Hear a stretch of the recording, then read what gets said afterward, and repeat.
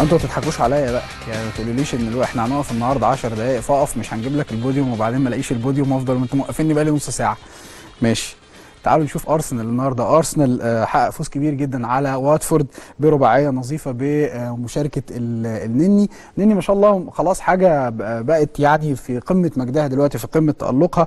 سانشيز كان سجل في الدقيقه 4، ايوبي كان سجل في الدقيقه 38، بليرين كان سجل في الدقيقه 48، وتي والكوت سجل في الدقيقه 90. النني كده بيحقق رقم قياسي جديد في الدوري الانجليزي الموسم ده، ما تحققش قبل كده. اصبح اللاعب صاحب اعلى معدل تمريرات صحيحه في مباراه واحده بالدوري الانجليزي الممتاز بواقع 121 تمريره اهي قدام حضراتكم، متفوقا على سانتي كازورلا اللي كان صاحب اعلى معدل تمريرات في مباراه واحده بالدوري الانجليزي بواقع 120. فعندنا النني هو دخل يعني وحقق رقم قياسي جديد ب 121 تمريره، ده بحسب صحيفه مترو البريطانيه اللي ابرزت الخبر بجانب العديد من الصحف والمواقع البريطانيه اللي اكدت ان النني بقى واحد دلوقتي من اللاعبين المهمين جدا في ارسنال. كمان من ارقام النني النهارده انه لعب 90 دقيقه بالكامل، طب دي حاجه عظيمه.